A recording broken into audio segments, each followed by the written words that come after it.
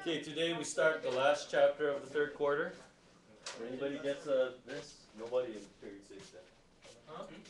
Nobody, but juniors. Oh, juniors. No, Wednesday. Next week, the reserve days for math are Monday and Wednesday. So quiz Monday, test. What did I just say? Wednesday. Quiz Monday, test Wednesday. No. No, I told you. But I waste double the paper anyway because I don't print double-sided. Ooh.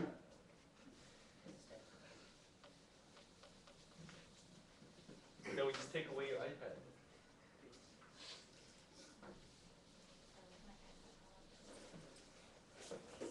Okay, today we start combinatorics. Basically, it's permutations and combinations. You should have learned this in Algebra 2 already. Now, combinatorics is basically the science of counting, like learning like ways of counting efficiently. Like you guys know the basic principles, right? Like, what if you have tickets numbered 27 through 75? How many tickets do you have? Gonna count them one by one. No, come on, this isn't the SAT cheat sheet. 29. You subtract and you add 1, right? Just like this, if you read pages 3 through 5, then you read pages 3, 4, and 5. You read 3 pages, right? You subtract, and then you add 1, and you get 3. See, that's like a counting technique. Okay, but then as you get older, then you learn more and more. Like for the SAT, don't you have to know the multiplication principle? Were you in my summer school class? Yes. We did lots of those problems. If one event can happen in m ways and another event can happen in n ways, then the number of ways they can happen together, and the key word is together, is simply m times n, and that's why they call it the multiplication principle. For example, I think this is the same example I showed you in the summer. What if you had 3 different shirts and 4 different pants? Your T-shirts, I get all T's. So if an outfit consists of 1 shirt and 1 pair of pants, how many different outfits can you make? Yeah. How many choices do you have for the shirt? 3. How many choices do you have for the pants? 4. And since you're wearing them together, you multiply them and you get 12. Now, of course, in elementary school, you probably did it like this. Call this shirt A, shirt B, shirt C, and then pants 1, 2, 3, 4, right? So in elementary school, you probably went, well, with shirt A, I can wear pants 1, A with 2, A with 3, A with 4. B with 1, B with 2, B with 3, B with 4. C with 1, C with 2, C with 3, C with 4, right? You write out all the possibilities, but we know better than that, right? Because what if you had 27 shirts and 5,000 pants? You can write them all up? No. No, you use the multiplication principle. Okay, now what is the difference between a permutation and a combination? Permutation is Come on, you learned this somewhere. order. A permutation is when the order is important. Order important. Like, for example, when you make a number, isn't the order of digits important? Is 231 the same thing as 123? No. Who said yes? So if I'm going to pay you $231, I just give you $123 and settle. No. No, the order is important. That's a permutation. What about a word? Making a word. Is cat the same thing as act?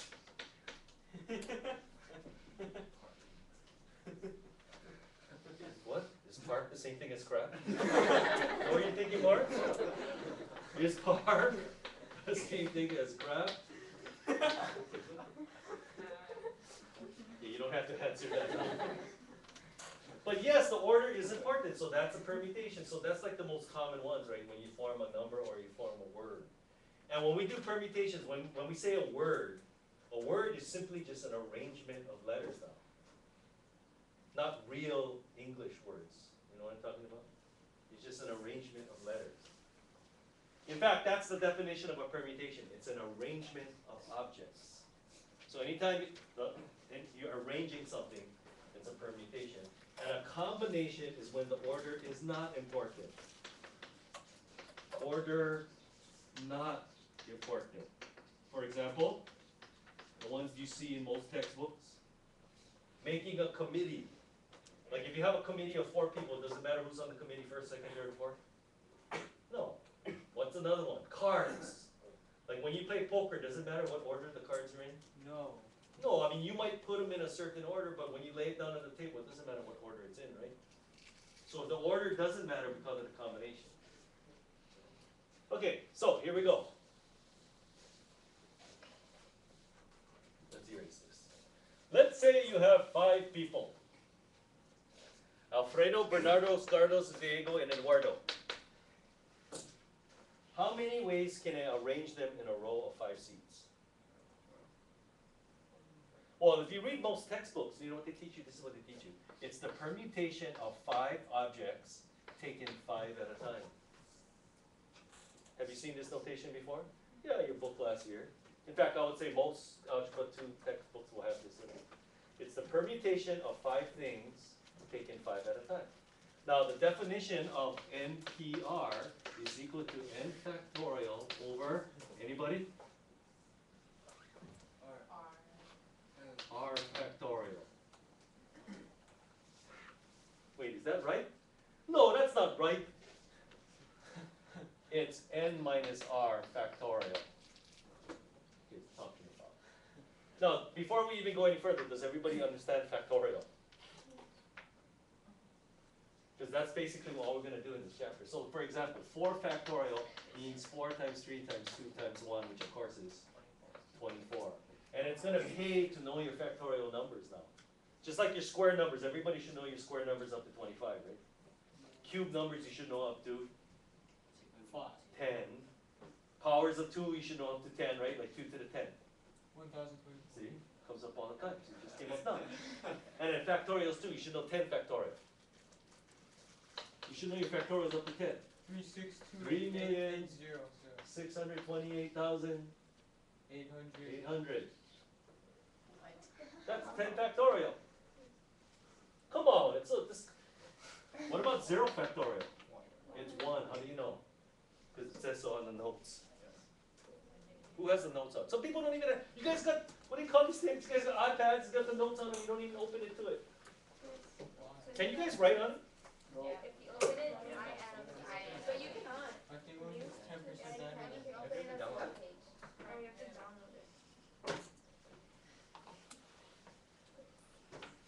Morris? I'm using his iPad. Oh, because it's all marked up, right? Okay, so if we use the formula for this, what is this equal to? 5 factorial all over 5 minus 5 factorial. That's 1. Okay, so this is 1. So basically you got 5 factorial, which we know is, come on, if 4 factorial is 24, then 5 factorial got to be just multiplied by 5, 120. Now, most books teach you this P notation. I don't like the P notation. I rarely use it at all. In fact, I don't think I ever use it. Whenever you do a permutation, I just use the multiplication principle. To me, it's easier to understand. So watch what I do. Let's say you have 5 people. How many ways can you arrange them in a row of 5 seats? Well, here are the seats. 1, 2, 3, 4, 5. So anytime you have a permutation, I use this, call this the slot method. How many choices do you have for this first seat? 5. Yeah, you can pick any one of the 5 people. Once this person sits down, how many choices do I have for the second seat? 4. And then 3, 2, 1. Isn't it the same thing as 5 factorial? But it's easier to understand, right? Now, of course, when you're at the advanced stage, you just put 5 factorial, right? Anyway, this next test and the next quiz, what's going to happen is, if you write down the formula, you're going to get 3 out of 4 points, and then can you compute that number for the 4th point? So if you write either this down, which I don't recommend, or this, then you're going to get 3 out of 4 points, and then can you get the 4th point? Can you compute it? And you don't have to worry, because all answers will be less than 10 million. So you don't have to worry. Okay, let's put some restrictions now. Okay, so this is the kind you did in like 5th, 6th grade, right? Now let's kick it up a notch by putting restrictions. options are. So we still have Alfredo, Bernardo, Carlos, Diego, and Eduardo. How many ways can I arrange them into 5 seats if Bernardo has to sit in the first seat? So, if Bernardo has to sit in the first seat, how many choices do you have? 1. 1. How many choices for the second? 4. 4. 3. 3, 2, 1. 24. Multiply it because we're using the multiplication principle, and you get 24. Hey, this is easy. It is easy. Okay, how many ways can I arrange these 5 people into these 5 seats if Carlos must sit in one of the 3 middle seats? Carlos must sit in one of the 3 middle seats because he has a phobia about sitting on the end. So this is what we do. This is the easiest way to do it. But do a specific case. What if Carlos sits in that seat? How many choices?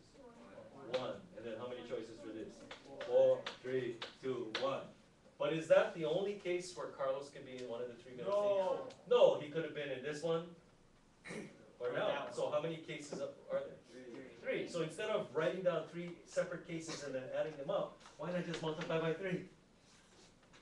Because can you see that each case here, look, someone's going, what if Carlos sits here? Isn't that going to be 1 and then 4, 3, 2, 1? If Carlos sits here, that's 1, 4, 3, 2, 1. So you're going to get what? What is it? 24 plus 24 plus 24. Isn't it easier just to go 24 times 3? So you do a specific case and then you multiply by the number of cases. That's a good technique to use. And lots of times you got to know, when do you multiply the numbers? When do you add the numbers? Well, you multiply numbers when they are occurring, when events are occurring together. That's the multiplication principle. When events cannot occur together, what do we call that? What's the phrase? When events cannot occur together. No, they're called mutually exclusive. He said it. Oh, I didn't even know he was up to it.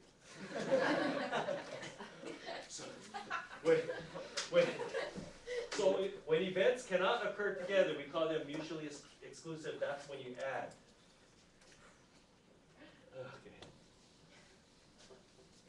Okay, what other kinds of problems are you going to see tonight?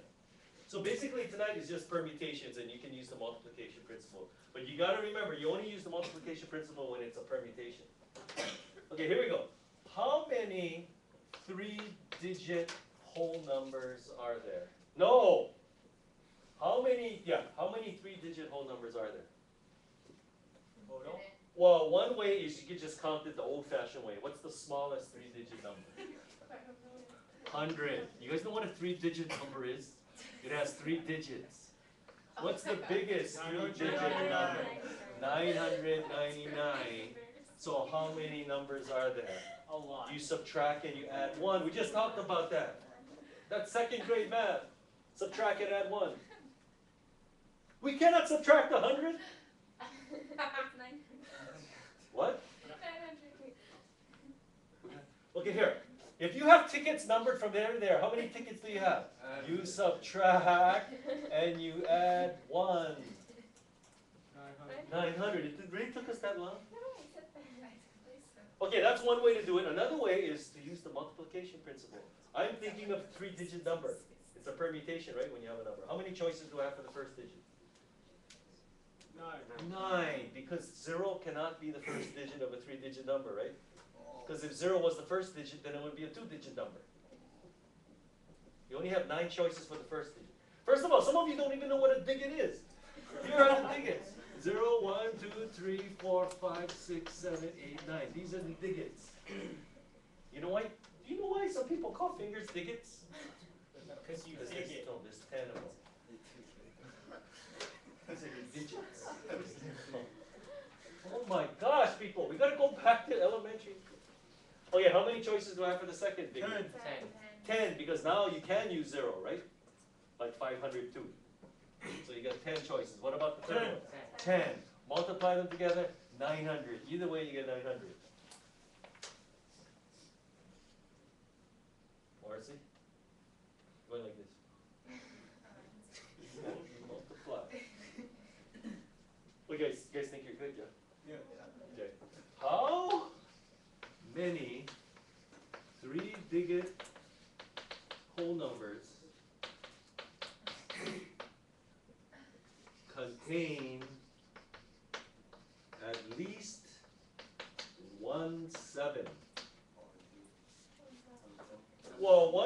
is to use the method of exhaustion. Write them all out and then count them, right?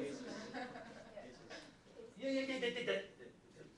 Okay, so one way, okay, let's do the old-fashioned way. What's the smallest three-digit number that contains at least one seven? 107. 117, 127, 137, 147, 157, 167, 170. 170, 171. Oh. And then you just keep on going till you get 997 and then count them all. Yeah, you can do that. You guys don't remember having this problem for SAT? We do. Yeah. I forgot that. That's what I did. Okay, but then see, you're gonna say, oh, I can do that, but then, okay, what if I said how many 5-digit whole numbers now? You're gonna count them all? I don't think so, right? No. Now, somebody said make cases, so another way is to make cases. Now, what are the cases? How many 3-digit numbers have exactly 1 7? 1 7. How many 3-digit numbers have 2 sevens? And then how many digit numbers have 3 sevens? Well, that would be only one, right? 777, right? Okay, but even that's too difficult. Let's see how many don't have any sevens and subtract. There you go. So lots of times, so this is another technique you gotta always keep in the back of your mind. Instead of computing something directly, maybe it's easier to compute its complement. You know what a complement is? Okay, let's go back to algebra. Okay, here is set notation. Okay, you guys heard of Venn diagrams? Yeah. Okay, here is set A. This is not Japanese flag. Okay, this is set A. What is A complement? A complement is everything that's not in set A. So instead of counting this, again, this is not Japanese flag, okay? Instead of counting this, why not count what's outside here because it's easier and then subtract it from the total? Okay, let me make it easy for you. Suppose there's 1,000 people at a party, and you need to know how many males are there or something. But you can see there's clearly way less females. So instead of counting all the males, why not count the females? So what if there's only 4 females there, and there's 1,000 people at the party? You count 4 females, therefore how many males are there? You subtract it and you get 996. You do the complement. It's a good party. For who? For the girls. They have so many options. Okay, so so when you see a problem like this, it's a lot easier to do the complement. Now, what is the complement of how many 3-digit whole numbers contain at least 1 7? Yeah, how many 3-digit numbers contain no sevens? So, no sevens, and then we're going to subtract that from the total. Now, how many total 3-digit numbers are there? Well, we already did. There's 900. Now, all we have to do is compute how many 3-digit numbers have no sevens. It's easy, look. Here, multiplication principle. Let's do it right here. Okay, how many choices do I have for the first digit if it cannot contain a 7? 8. You have 8 choices, right? You can pick anything except the 0 or the 7. 0 cannot be the first digit.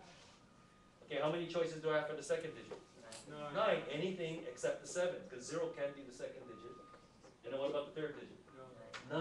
Multiply them together and you get? 72 times. You want to go 72 times 9 or 81 times 8? I think 81 times 8 is easier, yeah? 648. So 648 numbers do not contain a 7, so how many numbers contain at least 1 7? Well, you just subtract it from the total and you get 252. So that's another technique you have to you gotta keep in the back of your brain. Maybe it's better to compute the complement and then subtract it from the total. You know what I'm talking about? Okay, I think tonight you have a problem about a permutation lock. Now, what do you call those locks you put on your lockers outside? You call them, a lot of people call it combination lock, but that's stupid. Because a combination means the order is not important. But you know that the order is important when you open the lock, right? Yes. Or can you put the numbers in any order you want? So therefore, combination lock is just stupid. It should be called a permutation lock. Okay, now I think on tonight's homework there's a permutation lock. Okay, so Okay, let's say you have a permutation lock and with 4 dials on it. Each dial has the digits 0 through 9. Okay, so how many total possibilities are there? 10, 10, 10, 10. 10 to the 4, 10,000, right? Okay, that's easy. Okay, let's put some restriction on it. Okay, now let's say somebody, I cannot remember my combination, my permutation, except I remember that 2 of them are the same. I cannot remember the permutation, but I do remember 2 of them are the same number. So how many possible permutations are there with exactly 2 of them are the same? So what you do is you do a specific case. What if this one and this one are the 2 same numbers? How many choices do you have for this one? 10. 10. But this one has to be the same as that, so how many choices? 1. Now this one got to be different from that one. 9, and then 8. Exactly 2 of them are the same. Exactly 2 of them, these 2. Exactly 2 of them, not. You're gonna have. That means you guys gonna have problems with card problems then, right? Because last year I put on how many different ways can you get 2 pairs, and they go, well, is 4 kings 2 pairs? No, it's not. If you're playing poker and then I got 2 pairs, I got a pair of kings and a pair of kings. You laughed out of the dormitory. So if I multiply these numbers, that's the answer. No, because this is the case where the first 2 are the same number. Are there other cases? Yeah. So now you gotta count them. Now because you're gonna multiply by the number of cases. Well, how many cases are there where 2 of them are the same? 2. Could be 1 and 2, 1 and 3, 1 and 4, 2 and 3, 2 and 4, 3 and 4. Is that it? Yeah, there's 6 cases and multiply by 6. And later on, when we get to the harder problems, this is the number that you got to figure out. How do I get this number here? How many cases are there? Because this is easy because there's only 4 dials on the lock. What if you had 100 dials on the lock? Then you're going to write them all out like this, or are you going to use combinatorics?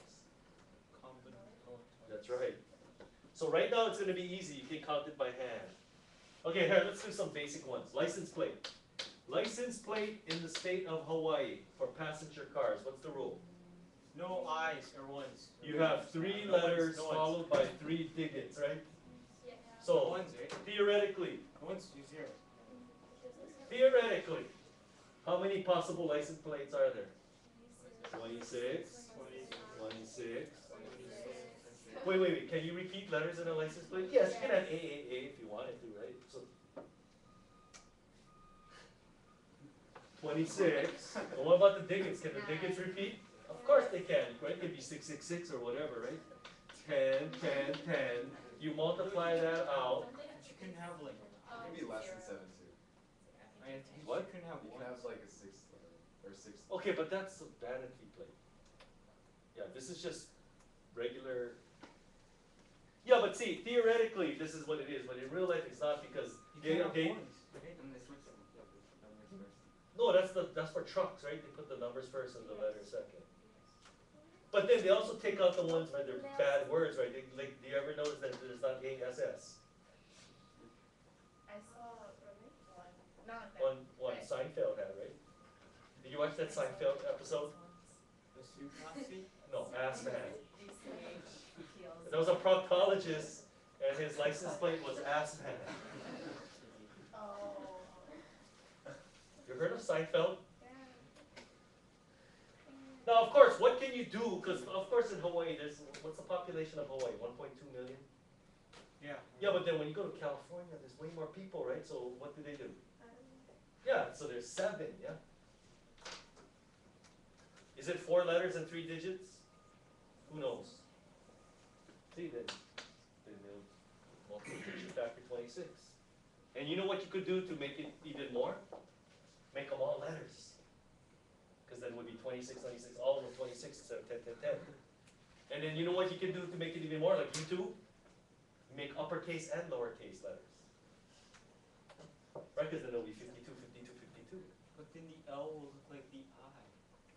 No, I, No, the uppercase I. I, L, L. Okay. You win this round.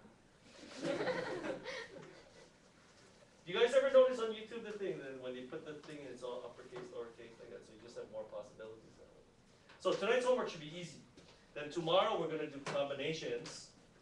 Order is not important. Card problems. See, card problems are not as easy as you think. Because we're gonna go through all the poker hands too. You guys even know how to play poker? Where you're gonna learn. And then the third is what happens when you have permutations with repetitions. Like for example, I could probably teach you in 1 second. Like if you have, okay, A, B, C, D, E, F. Okay, here are 6 letters. How many ways can I arrange these 6 letters to form a word? 6 factorial. Okay, here. You really gotta do this? How many choices do we have for the first letter? 6, 5, 4, 3, 2, 1. It's 6 factorial, 720, right? Okay, but what happens if some of the letters are repeated? Like, what about A, D, B, C? Now, using these 6 letters, how many 6-letter words can I make? Is it still 6 factorial? No, see, because over here, if you switch the A and the B, that's a new word. But over here, if you switch these two, it's the same word. Did you guys learn about this last year? Okay, well, we're learning about this on Monday. And then Monday is the last lecture already. But believe me, things get kicked up a notch real fast now. Okay, we're done. Okay, let's pass back the test. Okay, so since I didn't get to your vector homework, everybody got 30 out of 30 on that, which is reflected in your current average.